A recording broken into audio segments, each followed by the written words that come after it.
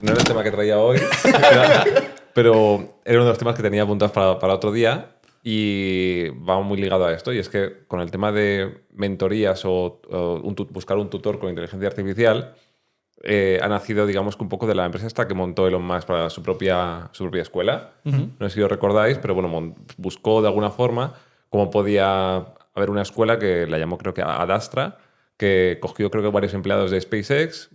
Dijo, solamente va a ser para gente que sea de aquí de la empresa, vuestros niños ponerlos aquí. Y cogieron a un tío que era como muy guay y decía, quiero replicar exactamente lo mismo que sentimos con los videojuegos al aprender, que seguramente muchos habréis aprendido, yo que sé, de civilizaciones o de cualquier cosa con videojuegos. Quiero replicar ese sentimiento de satisfacción, pero al aprender, ¿no? Para conseguir educar a los chavales. Y en ese momento fundó la empresa, creo que eran como la escuela con unos 20-25 alumnos. Cogieron un tío que era súper crack y, de hecho, bueno, no hay ningún tipo de división entre edades, por ejemplo.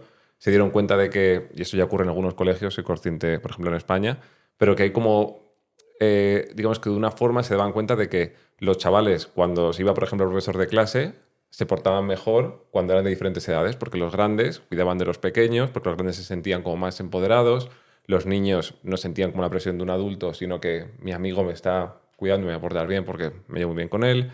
También se daban cuenta de que a la hora de explicar, por ejemplo, cualquier tipo de teoría, digamos que entendemos mucho cuando alguien nos explica algo, pero cuando nosotros se lo explicamos a alguien más pequeñito o estamos replicando esta explicación que nos ha hecho el profesor, aprendemos mucho más. Y el chaval más pequeño aprende del grande que se lo está explicando con una cercanía mucho más similar de edad y se puede poner un poco más en este papel. Entonces esto acabó derivando en que, bueno, la escuela fue muy bien, acabaron, no tenía preparado el tema para hoy, pero bueno, acabaron siendo como, creo que al final como muchos más niños, aceptaron a mucha más gente y con este sistema acabaron saliendo, creo que eran como dos empresas.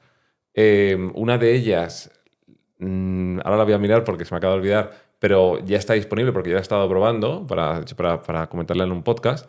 Y tú automáticamente puedes llegar allá, hay como 4 o 5 lecciones y te enseña todo con una inteligencia artificial. Entonces va viendo si vas aprendiendo cada fase y te va diciendo, vale, lo has entendido. Yo, por ejemplo, hice una que era como 20 minutos sobre cómo eran los números en Egipto y te explicaban, es muy similar al sistema, no sé si lo conocéis, el sistema, digamos que romano, pero con alguna variante y te iban haciendo test, si no lo pasabas, no avanzaba. Entonces está 100% con una eficiencia que de hecho ellos habían testeado y solamente tenían la parte de matemáticas y decían que el nivel, o sea, que habían adquirido después de hacer, digamos que la serie de test y la formación, era bestial. Es que un profesor, cuando cambia de tema, no sabe si los 25 o 30 niños de la clase han adquirido conocimiento. Pues, en cambio, una IA sí lo puede hacer. y de hecho, bueno, en este caso habían cogido un tipo que era una bestia impartiendo conocimiento, que era un matemático que había sacado como 20 libros, entonces ya la base era muy buena. Pero claro, es la forma de escalar conocimiento y un profesor muy bueno. Entonces, de esta forma habían conseguido que los chavales no se quedasen atascados.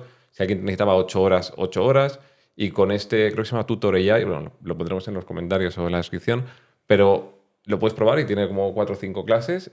Muy guay. Eso para tu hija sí, tú entiendes que sí, pero lo que comentaba Euge creo que es como un poco más allá, ¿no? Es decir, no te enseña Pero matemáticas, es que sino este es que... el inicio. Claro. Quiero decir, la IA no la vas a aceptar en plan, ¡buah! Me caso contigo. Es, ¡hola, mira qué guay este programa! ¿Y los ¡Hala, niños mira esto! aceptarán la autoridad de la IA? Porque con los profesores hoy en día... ¿Aceptabas la autoría en videojuego? Ahí Te sí. obsesionabas Ahí con sí. él. Pues si lo gamifican Misma bien, sensación, ¿eh? Si lo gamifican bien bien... gamificado, hay un ranking, quién es el que más... ¿Sabes? Es decir, al final ahí... Yo soy muy de rankings, Es de que- competir, eso está muy O bien. a lo mejor el niño ve que no se incentiva por el ranking y le da otro rollo. Es que la educación va a ser también una disrupción muy Sí, grande, ¿no? cómo la IA puede afectar a la educación y especialmente de los más pequeños, ¡buah! Eso puede ser fuerte. Hay que invertir, que nos manden empresas de Sí, este sí, sí, estilo. sí, totalmente. De IA. De IA educación. A ver, en el tema de educación justamente es más fácil porque bueno, se llama educación reglada justamente por algo, ¿no? Como hay un cierto número de reglas, entonces es más fácil, digamos, programarla o pensarla. A mí lo que me da un poco más de vértigo es lo que comentabas, ¿no, Euge?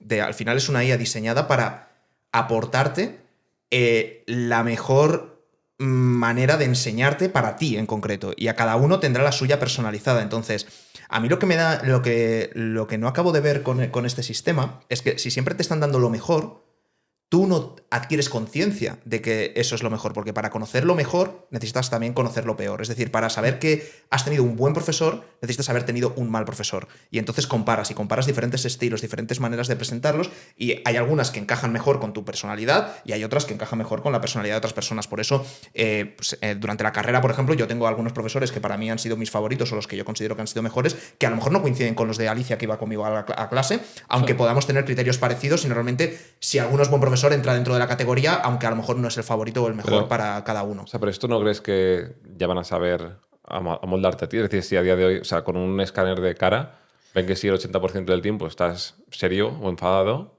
es decir, te van a poner cómo quieres de amigable quieres que. Es decir, esto creo que es lo más fácil de. Sí, pero yo lo que planteo es hasta qué punto eso es bueno. O sea, hasta qué punto no quieres tú tomar conciencia de que lo que estás recibiendo es lo mejor de lo mejor. Pero, o sea, pero ya ocurre a día de hoy con todo, ¿no? O sea, con la comida o cualquier cosa que tú comes, o sea, o estás probando o lo que sea, tú ya das por hecho que antes te ha dado y que es lo mejor para ti. Sí, a mí... ¿O no? No siempre. No siempre. O sea, te pueden servir un plato como el chef ha diseñado que esta experiencia va a ser con este punto de cocción y demás. A lo mejor a ti te gusta la carne un poco más hecha. Y es un tema de cuestión personal y te cambia completamente la textura del plato y todo eso, pero hay pequeños cambios que yo creo que sí que es importante tomar conciencia, y solo tomas conciencia cuando has visto lo peor. Te pueden... Que elige tú. ¿Cómo quieres? Cada mes te dan lo peor. ¿Sabes? Un día de, mira, vamos así, esto es lo que antes pasaba. Y te viene un profe aburrido. A mí lo que me preocupa de esta conversación, me preocupa que, claro, realmente, y parafraseando a Darwin, ¿no? Al final la inteligencia es la adaptación al medio, ¿no? Es que ahora no nos adaptamos al medio, estamos haciendo que el medio se adapte a nosotros. ¿Eso no nos puede hacer perder habilidad de adaptación? Es que la evolución ha terminado. O sea, la evolución... Que sí, 100%. La evolución darwinista, en el momento en el que salvas a todos... O sea, al final la naturaleza es súper bestia. La evolución va tirando dados, van saliendo mutaciones, y las que más se adaptan al medio durante generaciones y generaciones y generaciones se van salvando, porque llegan a la edad de reproducirse. Es decir, por ejemplo, ¿por qué tenemos psicópatas todavía? Porque en una época eran súper valiosos. Tener un tío que fuese al frente y empezase a matar a todo el mundo sin ningún tipo de remordimiento, llegan y le das todas las mujeres. Pero hoy en día salvas... Es que era así. Pero es que no es cierto que haya acabado. O sea, sigue metido aquí. O sea, quiero decir, cuando tú estás en Titanic y dices mujeres y niños primero, es porque para la persistencia de la especie, una mujer y un niño es mucho más valioso que un hombre. Pero quiero decir, en el momento en el que la medicina avanza, o sea, hace 200 años había un 50% de posibilidades de que el bebé muriese. Ahí ya había una evolución. Hoy en día ha bajado al 8 o al 5%. Lo que dice Euge es que el proceso de selección natural, en la medida que somos capaces de proteger más a los débiles, no se produce. Eso también he leído sobre eso. Que hay una evolución cultural, que hay, al final seguramente habrá una evolución nuestra, es decir, genéticamente retocaremos y tal. Pero la evolución típica de... Bueno, hay gente que muere sacándose selfies, ¿eh? O sea, todavía tiene su efecto Darwin.